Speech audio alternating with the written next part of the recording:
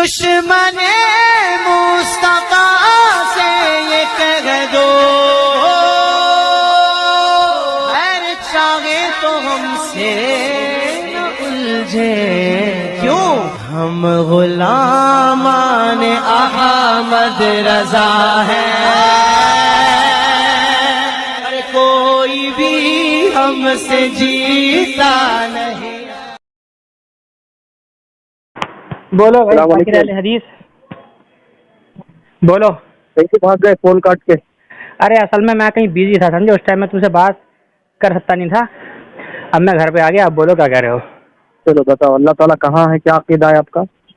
اچھا ذرا just hold کرنا رہے ہیں۔ اللہ اکبر۔ ہاں جی، تو تم جو آئے ہو میرے پاس اس ٹاپک پر بات کرنے کہ اللہ کہاں ہے نا؟ جی ہاں۔ اچھا تو پہلے ذرا مجھے اپنا عقیدہ کلیئر کر دو۔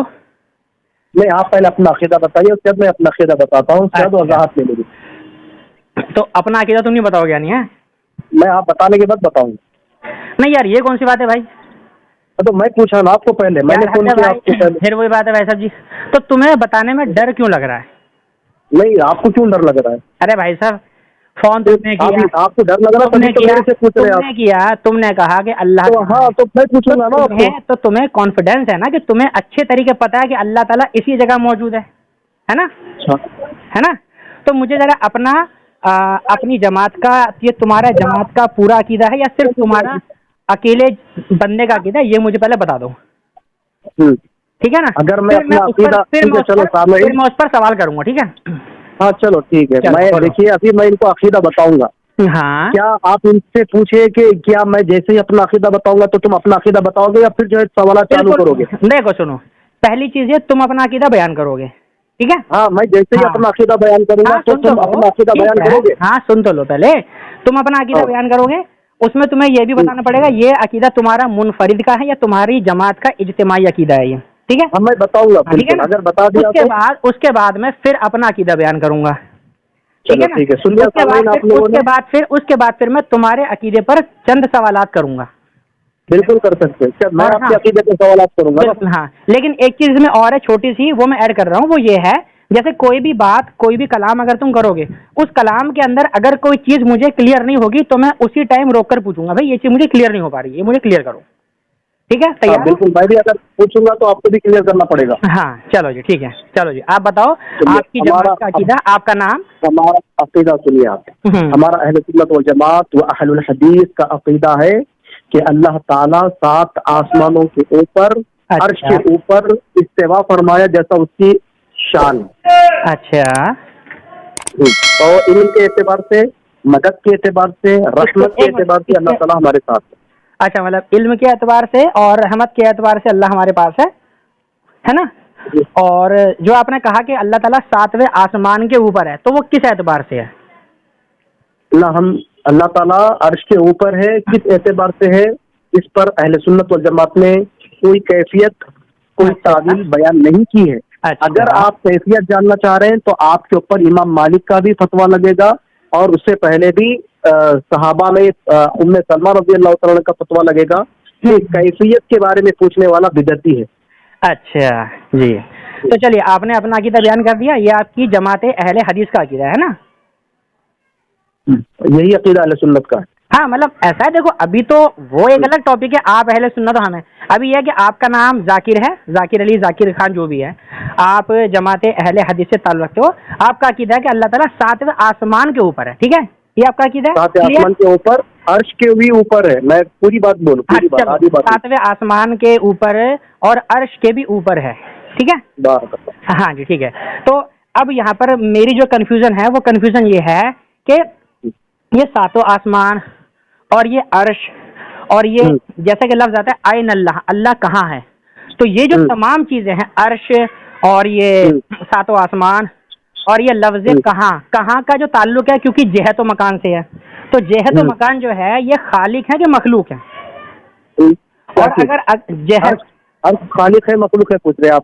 عرش بھی اور 7 آسمان بھی، اور یہ جو لفظ آپ نے کہا کہ اللہ کہاں پر ہے، اللہ یہاں پر بھی ہے، مخلوق ہاں بتا رہا ہوں نا آپ کو. ٹھیک ہے جی. تو سوائے اللہ کی ہر چیز مخلوق ہے, اور اللہ کے نبی صلی اللہ علیہ وسلم کی حدیث ہے جی. ارے رک سب سے بڑی مخلوق. آپ رک جائیں جواب دے رہا ہوں نا آپ کو, سوال کا جواب نہیں دیا. پہلے سوال اب پہلے سنیے, پہلے ابھی آپ نے کہا کہ اللہ تبارک و تعالیٰ کے علاوہ یہ تمام چیزیں مخلوقات ہیں, ٹھیک ہے, ٹھیک ہے جی. تو اب بس آخری سوال میرا آپ کے عقیدے پر یہ ہے کہ کوئی مخلوق اللہ تبارک و تعالیٰ کی ذات کا احاطہ کر سکتی ہے؟ سوال کر لو پہلے. بس ہو گیا, بس یہ سوال ہے والے صاحب. بتائیں ذرا, کیا کوئی بھی مخلوق اللہ تبارک و تعالیٰ کو قید کر سکتی ہے؟ اللہ تبارک و تعالیٰ کو کہیں پر وہ باندھ سکتی ہے؟ یہ بتا رہے آپ ذرا مجھے, بس بات ختم پھر. ٹھیک ہے, چلیے آپ نے کہا کہ بھائی اللہ تعالیٰ کو کوئی چیز احاطہ کر سکتی ہے. اللہ تعالیٰ قرآن مجید میں فرماتے ہیں. میں نے پوچھا ہے آپ سے.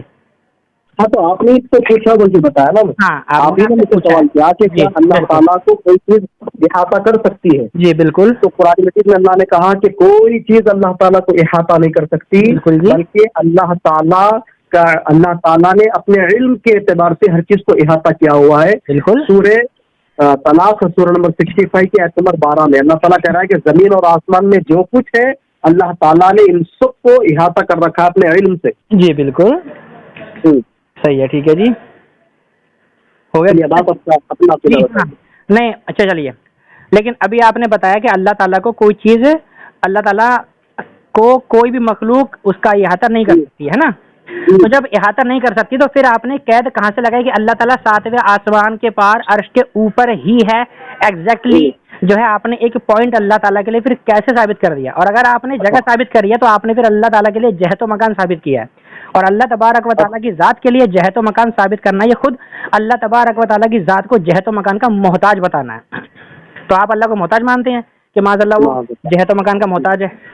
یہ آپ کی کم علمی, آپ کچھ بھی بولتے رہیے. آپ میرا جواب سنیے نا, میں آپ کے بیچ میں نہیں بولا نا, سنائیں. دیکھیے اگر ہم اللہ تعالیٰ کو عرش کے اوپر مانتے ہیں تو کس کے کہنے پہ؟ اللہ کے کہنے پہ, اللہ کے نبی کے کہنے پہ, صحابی کے کہنے پہ, تابعین کے کہنے پہ, تبع تابعین کے کہنے پہ, ائمہ کے, اور اس پر اہل سنت کا اجماع ہے, اہل علم کا. تو جب دلیل آئے گی تب میں آپ کو بتاؤں گا انشاءاللہ. جب دلائل ہو گئے تو آپ جب مجھے پوچھنا کہ کہاں اللہ کے نبی نے کہا, کہاں صحابی نے کہا, تو ہم وہ عقیدہ بنائے ہیں جو کہ اہل سنت نے بتایا ہے. اگر ہم کسی اور کا, ہمارے عالم کا نام آپ کو دے دے, قرآن حدیث پیش نہ کر دے, تب آپ ہمارا گریبان پکڑیے. جی اچھا, نہیں گریبان تو خیر کیوں پکڑیں گے بھلا, ہم تو آپ سے پوچھ رہے تھے. اب جیسا کہ پہلے آپ نے خود اپنی بات میں اس بات کی وضاحت کر دی تھی کہ اللہ تبارک و تعالیٰ کو کا کوئی بھی چیز احاطہ نہیں کر سکتی, ٹھیک ہے. پھر آپ نے اپنی بات سے تھوڑا سا یوٹرن لیا ہے, وہ یہ کہ کیونکہ قرآن میں آیا ہے اس لیے ہم ایسا کہتے ہیں. تو قرآن میں آیا یہ ایک الگ چیز ہے, اور آپ نے کہا کہ احاطہ نہیں کر سکتی. جب احاطہ نہیں کر سکتی تو آپ نے اللہ تبارک و تعالیٰ کی ذات کو مقید کیسے کرا ہے؟ کہ اللہ نے کہا میں مقید ہوں, کہ اللہ کے رسول نے کہا میں مقید ہوں, صحابہ نے کہا میں مقید ہوں, تابعین نے کہا میں مقید ہوں اللہ کے بارے میں. تو آپ بتائیں کہ ہاں جی اللہ تعالیٰ مقید ہے. اور جب مقید نہیں ہے, یا تو آپ اس چیز کو پہلے واضح کریں.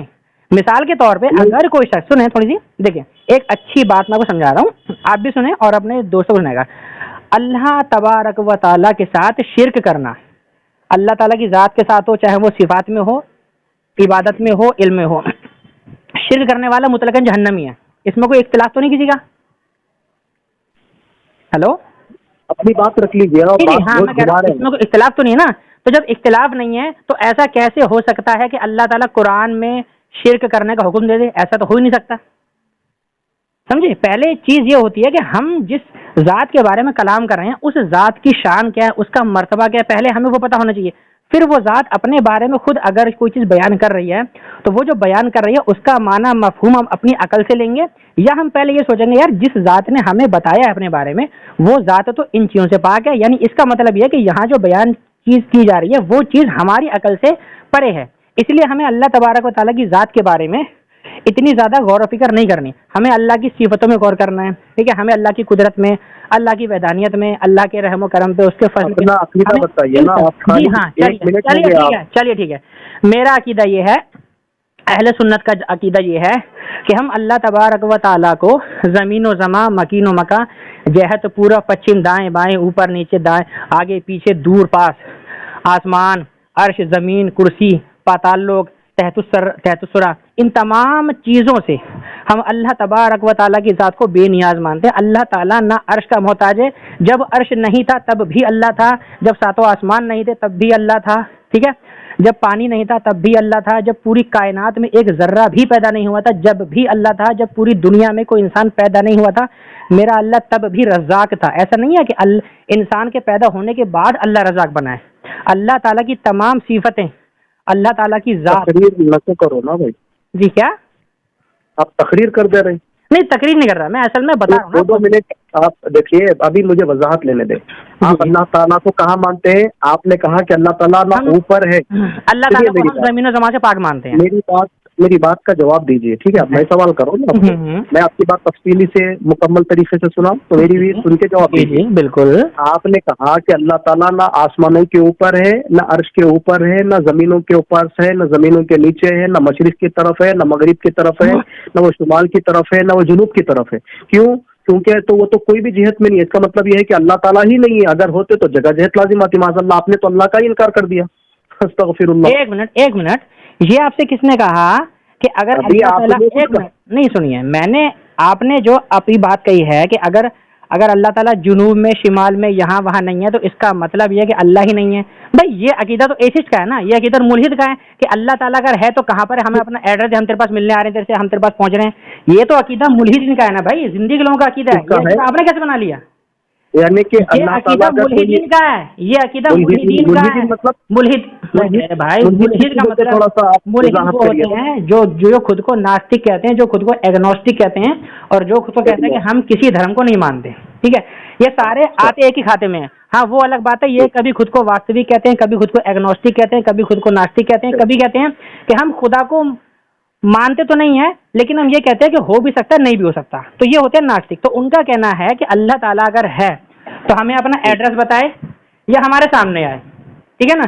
تو آپ نے اللہ تبارک و تعالیٰ کی ذات کے لیے ایک ایڈریس آپ نے مقید کر دیا کہ ہاں جی اللہ تعالیٰ جو ہے 7ویں آسمان کے اوپر، اس سے اوپر کچھ عرش ہے، پھر اس عرش پر کوئی ایک جگہ ہے، اس جگہ پر جو ہے اللہ تبارک و تعالیٰ معاذ اللہ تشریف فرما ہے. تو وہاں پر جا کر اب آپ نے جیسے کہ بتا دیا، تو اب میں جو ہے ایتھسٹ لوگوں سے کہوں گا کہ ذاکر صاحب سے اللہ تبارک و تعالیٰ کا ایڈریس پوچھ لیں اور آپ اس ایڈریس پر جا کر اللہ تعالیٰ سے ملاقات کر لیں. یہ صحیح رہے گا نا؟ یعنی آپ اللہ تعالیٰ کو عرش کے اوپر نہیں مانتے؟ میں دیکھو، میرے ماننے نہ ماننے سے اللہ کی ذات کا کچھ بگڑنے کا نہیں. پہلی بات تو یہ ہمارا ماننا، بتائیے. جی ہاں دیکھیے میں نے بتا دیا آپ کو، اللہ تعالیٰ ہماری نظر میں نہ زمین کا محتاج ہے، نہ وہ عرش کا محتاج ہے، نہ وہ کرسی کا محتاج ہے، سمجھے، نہ وہ قلم کا محتاج، نہ وہ لوح محفوظ کا محتاج ہے. اب جیسا کہ آپ نے کہا کہ اللہ تعالیٰ عرش پر مستوی ہے، جی دیکھیں جیسا آپ نے کہا تھا کہ اللہ تعالیٰ عرش پر مستوی ہے، ٹھیک ہے. تو اب مسئلہ یہ ہے کہ جب عرش نہیں تھا تب اللہ کہاں تھا؟ یہاں پر سوال پیدا ہوتا ہے نا بھائی، جب عرش نہیں تھا، عرش کیونکہ مخلوق ہے. مختصر کریں یا تو ٹائم. اصل مسئلہ کیا ہے نا، یہ مسئلہ مختصر کا نہیں ہے نا. دیکھیں یہ مسئلہ اصل مختصر کا ہے ہی نہیں ہے. تو ٹائم متعین کر لیں، مجھے تو بولنے نہیں دیں آپ. سنیے ایک کام کیجیے، آپ جو بات بولیں گے بولیے، لیکن جو میں آپ سوال کروں آپ صرف اس سوال کا خالی آپ جواب کلیئر کر دیں. اب یہ بتائیں جب عرش نہیں تھا تب اللہ کہاں تھا؟ یہ بتائیں آپ ذرا. ٹھیک ہے، ابھی مجھے اب جواب دینا ہے اور دلیل بھی دینا ہے. نہیں آپ خالی جواب دیں. نہیں اب مجھے تو آپ نے تو اتنا بڑا اعتراض کیا تو اس کا تو جواب دینا پڑے گا. بالکل دیں، منع کرے آپ کو. بتائیں. سامعین، انہوں نے ایک بات آپ کو پھر دوہرا رہا ہوں. انہوں نے کہا کہ اگر کوئی شخص یہ کہہ دے کہ اللہ تعالیٰ فلاں جگہ پر ہے تو وہ ملحد ہے. کہا انہوں نے. ایک منٹ، میرے الفاظ یہ نہیں، میرے الفاظ یہ نہیں. آپ کا الفاظ ہے، آپ نے خود کہا یہ ملحد کا عقیدہ ہے. ملحد ہاں میں نے یہ کہا تھا کہ ملحد کہتے ہیں کہ اللہ اگر ہے تو کہاں ہے، ہمیں اس کا ایڈریس بتاؤ یا اس کو ہمارے سامنے بلاؤ. میں نے یہ کہا تھا. اس کا جواب آپ نے، اب آپ میری بات سنیں نا، میرے بیچ میں نہ بولے نا. سنائیں ذرا. دیکھیے سامعین، پہلے تو یہ عرش کا قائل نہیں ہے، تو پہلے میں ان کا عقیدے کا رد کرتا ہوں، اس کے بعد پھر میرے بیچ میں دیکھیں آپ الفاظ نہ بدلیں نا، آپ نے کہا ابھی آپ نے کہا کہ بھائی میں تو عرش پر نہیں مانتا ہوں، آپ نے خود کہا تھوڑی دیر پہلے. آپ یہ بولیں کہ اللہ کے عرش پر بیٹھنے کا میں قائل نہیں ہوں، اس کے وراجمان ہونے کا. اس کا مطلب یہ کہ اللہ تعالیٰ کو عرش کے اوپر نہیں مانتے یا مانتے؟ عرش کے اوپر میں اللہ کو عرش کا محتاج نہیں مانتا. عرش پر ہے مانتے یا نہیں مانتے؟ ارے میرے بارے بول دیا نا، میں اللہ کو عرش کا محتاج نہیں مانتا. عرش نہیں تھا تب بھی اللہ تھا.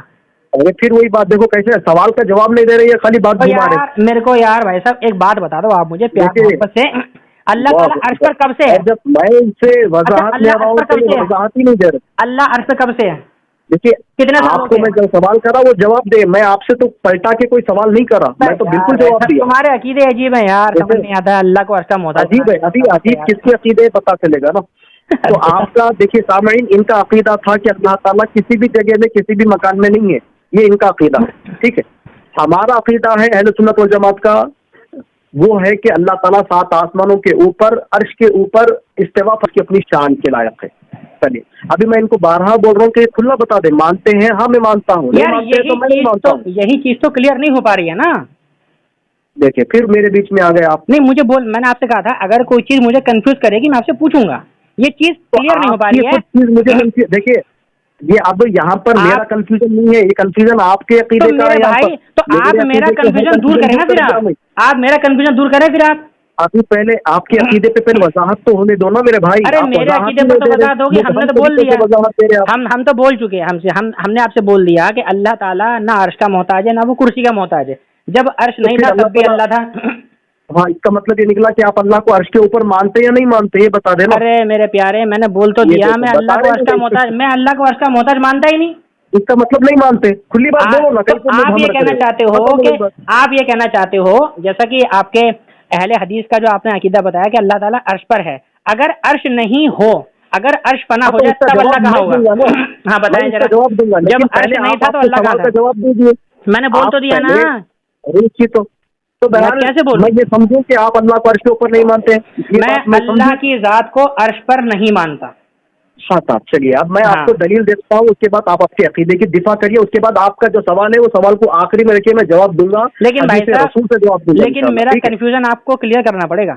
ہاں بالکل کلیئر کر لوں گا. پہلے تو سامعین انہوں نے واضح طور پر بتا دیا کہ اللہ تعالیٰ کو عرش کے اوپر نہیں مانتے. بالکل نہیں. امام احمد ابن حنبل رحمۃ اللہ علیہ کتاب لکھ رہے ہیں جہمیہ کے رد میں، اس میں یہ بتا رہے ہیں کہ جہمیہ اللہ تعالیٰ کو عرش کے اوپر نہیں مانتے تھے.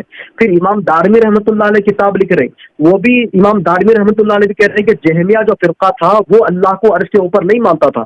اب میں آپ کو پہلے اللہ کے نبی کی حدیث پڑھ کے سناتا ہوں. صحیح بخاری کتاب التوحید میں اللہ کے نبی صلی اللہ علیہ وسلم فرماتے ہیں کہ اللہ تعالیٰ جب کائنات کی تخلیق کو جب مکمل کر لیا تو اللہ تعالیٰ نے اپنے پاس ایک تحریر لکھی، اس تحریر کو اللہ تعالیٰ نے اپنے پاس عرش کے اوپر رکھا ہے.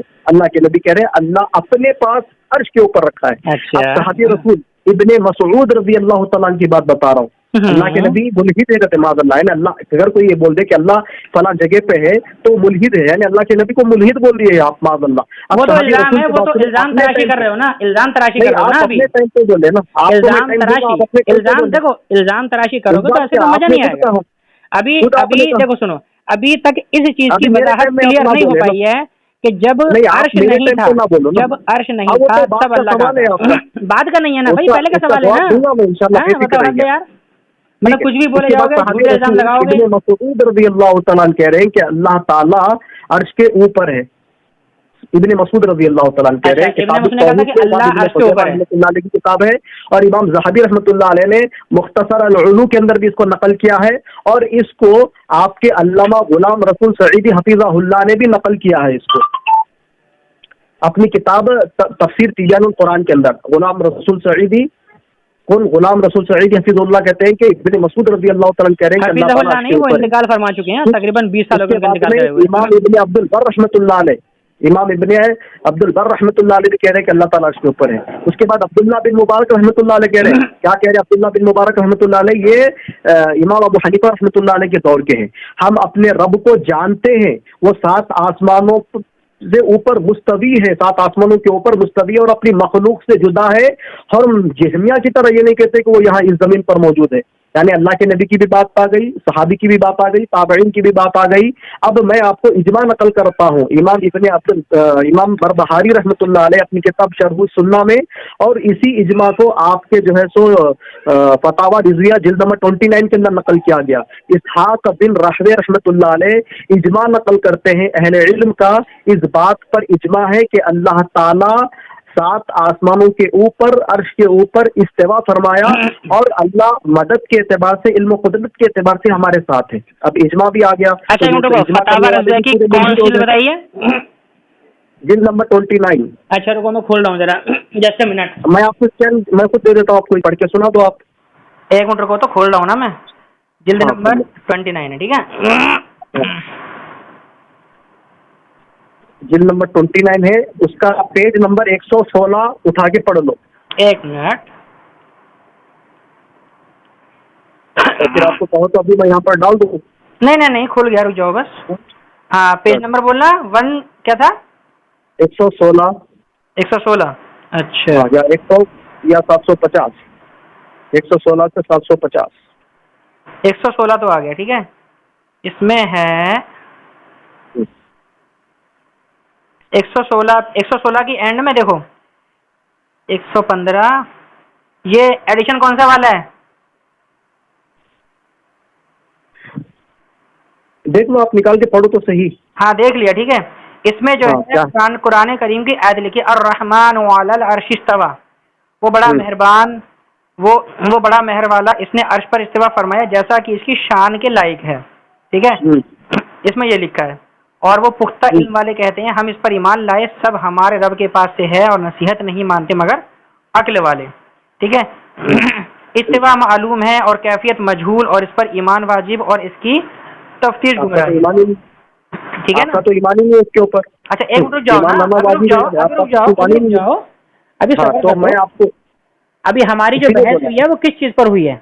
वो इस पर हुई है कि अल्लाह ताला आसमान के ऊपर है, इस पर हुई है, या फिर अल्लाह तबारक व तआला अर्रहमान अलल अर्श इस्तवा, ये सुम्मस्तवा अलल अर्श, इसमें लफ्ज इस्तिवा है, ठीक है। अब आप लफ्ज इस्तिवा का जो माना ले रहे हो, वो कह रहे हो कि अल्लाह ताला उस जगह पर कैद है, ठीक है। ये आपको मैं डाल दिया, आप इसमें मतलब पढ़ के सुनाइए। ये सफा है, मैं अभी स्क्रीनशॉट लेके डाला आपको। किसका? ये आपको स्क्रीनशॉट लिया हूँ मैं अभी फतावा रिजविया से, आपको आपके व्हाट्सएप पर डाल दिया हूँ, इसको एक मरतबा पढ़ लीजिए आप। यार ये तो धुंधला बड़ा है। क्या है? एक मिनट रुको, इसमें लिखा है, रुक जाओ, इसमें लिखा है अल्लाह ताला ने अर्श पर इस्तिवा फरमाया। तो आपने कहा कि अगर, हाँ आप तो मानते ही नहीं अल्लाह ताला अर्श पर इस्तिवा फरमाया बोल के। अरे मेरे भाई, इस्तिवा लफ्ज़ से आप क्या मुराद लेते हो? क्या बैठना लेते हो, विराजमान लेते हो, कुर्सी लेते हो? इस्तिवा का माना बुलंद है, कुर्सी कैसा आ गया? अच्छा, इस्तिवा का माना बुलंद होता है। हाँ, तो फिर आयत पढ़ना जरा, इस आयत का तर्जुमा करो पूरा, अर्रहमान अलल अर्श इस्तवा, रहमान अर्श के ऊपर इस्तिवा फरमाया, इसका तर्जुमा करो ना हिंदी में पूरा। अभी क्या इस्तिवा, अभी क्या तर्जुमा? आपने क्या बोला? इस्तिवा का माना बुलंद है। हाँ, तो बुलंद लफ्ज़ के साथ का तर्जुमा करो। किसके साथ करूं? अर्रहमान अलल अर्श इस्तवा, ठीक है। इस्तिवा का तर्जुमा करूं या इस्तिवा का तर्जुमा आपने बोला बुलंद है। हाँ, आप क्या मानते हैं? अब अर्रहमान अलल अर्श इस्तवा, इसमें इस्तिवा का माना बुलंद करो और इस आयत को तर्जुमे के साथ पढ़ो। हाँ, मैं बता देता हूँ उसका इस्तिवा का माना बुलंद अहले सुन्नत से। नहीं, मैं वो नहीं कह रहा, अभी आप अपनी आयत को पढ़ो तो सही। हाँ, इस आयत को तर्जुमा बयान करो बुलंद लफ्ज़ के साथ, लफ्ज़ बुलंद के साथ। बात गोल ना घुमाओ। अरे बोलो ना, आयत का तर्जुमा पेश करो कि अल्लाह ताला ने अर्श पर बुलंद फरमाया, या अल्लाह ने अर्श पर इस्तिवा फरमाया, या अल्लाह अर्श पर बुलंद हुआ। क्या बनेगा तर्जुमा इसका? क्या मैं बता देता हूँ। हाँ बता दो। मैं आपको सही बुखारी से इस्तिवा का। अरे मेरे भाई, मैं कुरान की आयत पूछ रहा हूँ, पहले आप कुरान की आयत पढ़ दो। पहले कुरान की आयत को समझेंगे कैसे आप? नहीं, पहले अरे मेरे प्यारे सुनो, समझना बाद की बात है, पहले पढ़ के उसका तर्जुमा बताओ। वही तो बता रहा हूँ, तर्जुमा तो बता चुका हूँ। पहले तर्जुमा अभी मैं आपको सबक पेश कर रहा हूँ सही बुखारी से। मैं अपनी अकल नहीं लगा रहा हूँ, तुम अपनी अकल लगाने के लिए कह रहे हो। पहले मुझे तर्जुमा सुना दो, फिर वही बात।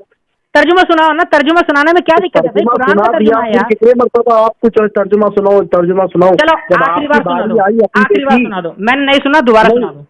हाँ चलिए, अल्लाह सुब्हानहू व तआला अर्श के ऊपर इस्तिवा फरमाया जैसा उसकी अपनी शान के लायक है। यार ये तर्जुमा गलत पढ़ रहे हो ना भाई आप।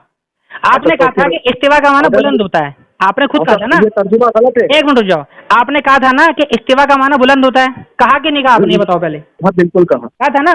तो लफ्ज इस्तिवा लफ्ज हटा के वहां पर लफ्ज बुलंद इस्तेमाल करो पहले तर्जुमे में। मैं क्या करूं, अगर कोई ये तर्जुमा करा तो वो गलत है। अरे यार फिर वही बात है, जब इस्तिवा का माना बुलंद है तो इस्तिवा का तर्जुमा बुलंद करने में आपका जा क्या रहा है, आप मेरे को ये बताओ। नहीं मैं क्या कह रहा हूँ, ये तर्जुमा जो मैंने किया ये गलत है। आप क्या कह रहे हो, भाड़ में डालो। कुरान की आयत है, आपने बोला लफ्ज इस्तिवा का माना बुलंद होता है, तो आपको लफ्ज इस्तिवा का तर्जुमा बुलंद करने में क्या तकलीफ हो रही है आखिर। आप बोलिए ना कि अल्लाह ताला ने अर्श पर बुलंद फरमाया, अल्लाह ताला अर्श पर बुलंदी पहुंचा, अल्लाह ताला अर्श पर बुलंद जगह पहुंचा। आप बोलिए ना तर्जुमा जरा कुरान के क्या का, क्यों आपको टेंशन हो रही है। अगर आप नहीं बोल सकते तो फिर ठीक है भाई, आपकी मर्जी, फिर आप अपने घर, हम अपने घर। आप कह रहे हैं अल्लाह ताला अर्श पर बुलंद हुआ, अर्श पर बुलंद मैंने बता दिया। नहीं ऐसा नहीं होता ना भाई, ऐसा नहीं होता। आपको कुरान की आयत का तर्जुमा बयान करने में प्रॉब्लम क्यों हो रही है, मेरे को समझ नहीं आ रहा। बुरी तरीके से फंस और जो ये तर्जुमा है सुनो, और ये तर्जुमा है ना, और ये सुनो, ये जो तर्जुमा है ना कि अल्लाह ताला ने अर्श पर इस्तिवा फरमाया जैसा कि उसकी शान के लायक है, ये तर्जुमा तो हमारे इमाम आला हजरत का है, समझे। आप तर्जुमा बताएं क्या गलत है, फिर उन्होंने करे सो बोल रहा हूँ। नहीं उसको छोड़ो, समझे। देखो फिर क्या छोड़ो, जब वही तो मैं तर्जुमा बताया तो फिर आगे बढ़ रही नहीं बात, कल वही गोल गोल घुमा रहे। इसलिए नहीं दी, आपने बोला इस्तिवा का माना बुलंद होता है। अच्छा तो आप क्या लेते हैं इस्तिवा का माना, आप बताइए क्या है। हम क्या लेते, उसको छोड़ दो, पहले आप जो लेते हो अपने अकीदे को छोड़ दो, क्योंकि आपने अल्लाह के नबी को जो है सो मुल्हिद कहा, माज़अल्लाह सहाबा को मुल्हिद कहा। एक और नया बहतान भाई साहब, मुझे अभी वक्त बर्बाद कर रहे देखिए, पढ़ के सुना दो। अभी अर्श पर बुलंद हुआ या अर्श पर बुलंद फरमाया या अर्श पर बुलंदी पर पहुंचा, जो भी है वो पढ़ के सुनाओ तर्जुमा, क्या तर्जुमा है। नहीं मुझे जो बताना था मैं बता दिया सामईन। अभी मेरे अकीदे पर मैंने हदीस रसूल पेश की, मेरे अकीदे पर मैंने सहाबी की बात